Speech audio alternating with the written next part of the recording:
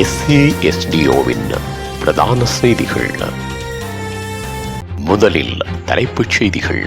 எய்ட்ஸை தடுக்க நடைபயணம் மேற்கொண்ட பிரதமர் ஹாரினி. மின்சார கட்டண குறைப்பு தொடர்பில் அமைச்சர் வெளியிட்டுள்ள தகவல். பட்டதாரி ஆசிரியர் நியமனம் வழங்குவது தொடர்பில் கலந்துரையாடல். பயங்கரவாத அமைப்புக்கு பணம் சேகரித்தவர் கைது. தமிழர் பகுதியில் வாழ்விட்டு குடும்பஸ்தருவர் உயிரிழப்பு. ரஷ்யாவுடனான போரை நிறுத்த முடியும் லெயஸ்கி முன்வைக்கும் நிபந்தனை. தொடர்பன விரிவான செய்திகள். தாயகச் செய்திகள். தேசிய எய்ட்ஸ் தின நிகழ்வு கொழும்பு காலி முதரப்பட்டியில் நடைபெற்றுள்ளது. டிசம்பர் மாதம் 1ஆம் தேதி இடம்பெறும் இந்நிகழ்வில் பிரதமர் ஹரணி அமரசூரிய மற்றும் சுகாதார அமைச்சர் நலிந்த ஜெயதிச ஆகியோர் தலைமையில் இடம்பெற்றது. இந்த ஆண்டுக்கான கருப்பொருள் எய்ட்ஸ் சமீபத்திய உரிமைகளை பாதுகாத்தல் என்ற தொனிப்பொருளில் ஏற்பாடு செய்யப்பட்டது. இதனுடன் நடைபயணம் மற்றும் எய்ட்ஸ் நோய் குறித்த விழிப்புணர்வு நிகழ்ச்சி, நோய் தடுப்பு நடவடிக்கைகளில் ஈடுபட்டுள்ள தடுப்பினர்களுக்கு ஆணுரை விநியோகம் மற்றும் அது தொடர்பான பணிகள் நடைபெற்றிருந்தது. இலங்கையில் அண்மை காலமாக எய்ட்ஸ் தொற்று வேகமாக அதிகரித்து வருவதாக சுகாதார நிபுணர் சங்கம் எச்சரிக்கை விடுவித்துள்ளது. குறிப்பாக 15 தொடக்கம் 24 வயதினரிடையே இந்த தொற்று வேகமாக அதிகரித்து வருவதாகவும் தெரிவிக்கப்பட்டுள்ளது.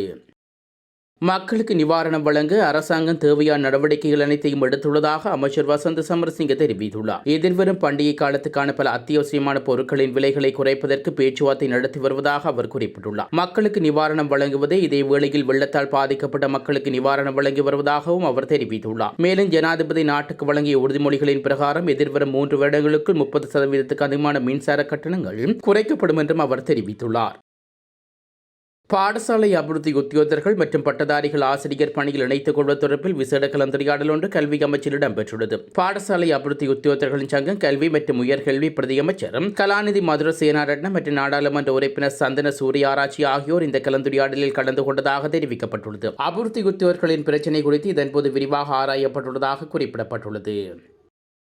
பிரித்தானிய நாட்டில் பயங்கரவாத அமைப்புக்கு பணம் சேகரித்த நபர் ஒருவர் போலீசாரால் கைது செய்யப்பட்டுள்ளார். குறித்த சந்தேக நபரால் சேகரிக்கப்பட்ட பணம் கொழும்பு மற்றும் வன்னி பிரதேசத்தில் விநியோகிக்கப்பட்டுள்ளதாக போலீசார் தெரிவித்துள்ளனர். கிளிநொச்சி பிரதேசத்தைச் சேர்ந்த 43 வயதுடைய குறித்த சந்தேக நபர் 2009ஆம் ஆண்டு நாட்டை விட்டு சென்று பிரித்தானியா குடியுரிமை பெற்றவர் என்று தெரிவிக்கப்பட்டுள்ளது. கொழும்பு வடக்கு குற்றத்தடுப்பு பிரிவினால் கொழும்பு நீதிவான் நீதிமன்றத்தில் பெறப்பட்ட பயண தடை உத்தரவுக்கு அமைய சந்தேக நபர் கட்டணக்க விமான நிலையத்தை வந்தடைந்த போது குடிவரவு மற்றும் குடியகழ்வு பிரிவினரால் பொறுப்பேற்கப்பட்டு விமான நிலைய போலீசாருக்கு அறிவிக்கப்பட்டுள்ளார். இதன்படி விமான நிலைய போலீசார் சந்தேக நபரை கைது செய்துள்ளார்கள். சம்பவம் தொடர்பான மேலதிக விசாரணைகளை விமான நிலைய போலீசார் மற்றும் கொழும்பு வடக்கு குற்றத்தடுப்பு பிரிவினர் மேற்கொண்டு வருகின்றனர்.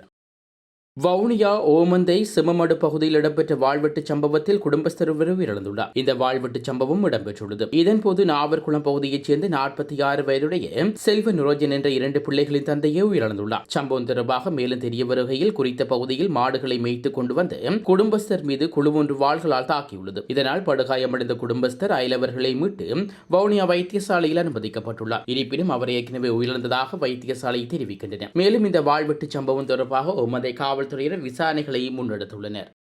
உலகச் செய்திகள்.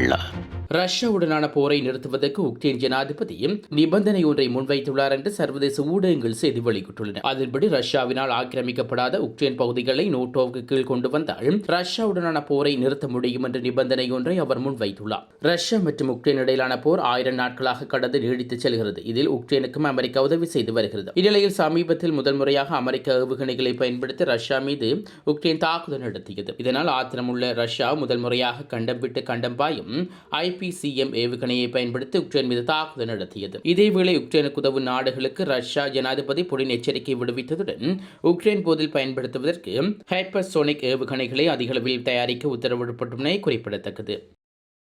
மீண்டும் தலைப்புச் செய்திகள். எய்ட்ஸை தடுக்க நடைபயணம் மேற்கொண்ட பிரதமர் ஹரணி. மின்சார கட்டண குறைப்பு தொடர்பில் அமைச்சர் வெளியிட்டுள்ள தகவல். பட்டதாரி ஆசிரியர் நியமனம் வழங்குவது தொடர்பில் கலந்துரையாடல்.